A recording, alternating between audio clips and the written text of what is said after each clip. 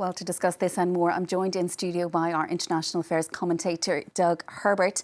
Doug, does Putin actually know what's happening on the ground in Ukraine, according to what you've been seeing? It sounds like a ludicrous question, doesn't it? I mean, we're talking about the man who was a former longtime KGB operative, a former head of the KGB, and now to sort of maintain that he doesn't really know what's going on with his own army on the ground. And yet that does, at least according to U.S. intelligence, which so far in this war, in this invasion, has had a pretty good track record. We'll remember that U.S. intelligence were the ones that declassified some information, made it public, unprecedented move, that there was going to be an invasion. And in the face of mad Russian denials, absolutely not, scoffing even, it ended up happening. As we know, the rest is history. Vladimir Putin, exactly as you said, he has been a man who is right now so firmly sort of has everyone under his thumb. He is, the sort of, if you don't go so far as to call him a tyrant, a dictator, authoritarian, he is the sole arbiter in a sense of what happens and what goes down in Russia. And you have a lot of people who are, frankly, scared of him or fearful of his reaction if he were to be told the truth. We have spoke quite a bit here. I've spoken quite a bit about the fact that there is no one, it seems, in Putin's midst right now, not even among his real insiders in his circle, who are ready to say the no word, who are ready to not be a yes man to him, and basically say, Vlad, here's the deal. This is what's going down. So we have sort of two throngs to this declassified U.S. intelligence.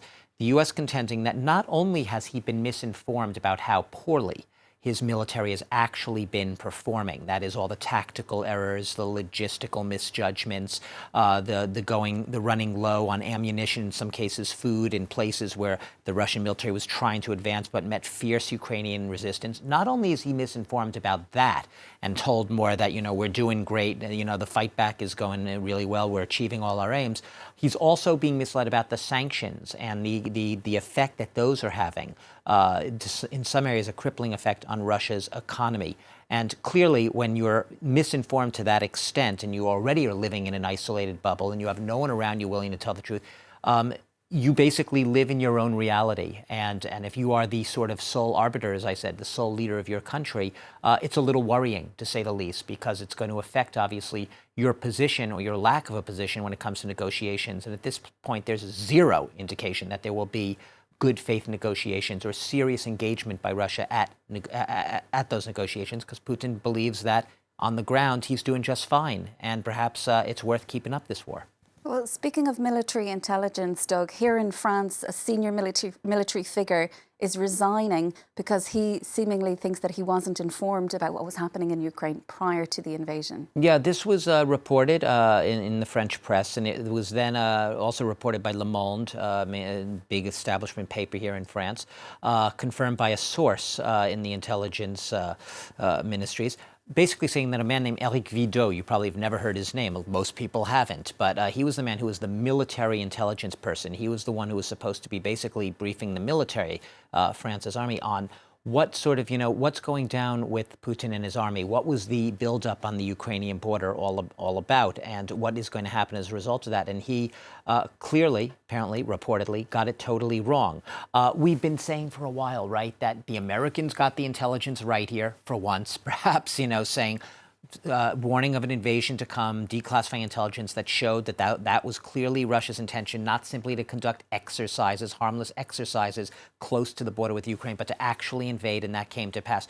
The French had a much more sanguine, if you will, or a much sort of low-key spin on it, or a more optimistic spin, if you will, that no, Putin was never going to go full ahead with invasion, full throttle, because it would be too much of a monstrous and enormous cost to him. What he would perhaps try to do is destabilize Ukraine, as we've seen him try to do in the past with other regions, put it enough under his control, even to the point of toppling Zelensky, get a more friendly government in its place. But no, the French missed out on on saying that there was going to be an invasion.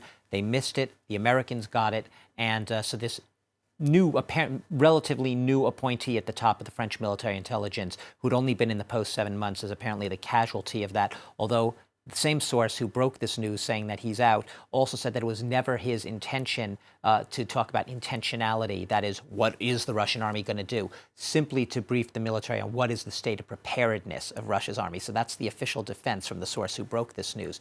But the fact of the matter is, French, you could argue, screwed up on this front, and the top guy who was supposed to be the person, the whistleblower on this, he's lost his post as a result. Awkward timing, perhaps, ahead of next week's presidential election for Emmanuel Macron. Doug, Herbert, thank you so much for joining us with that analysis, as ever.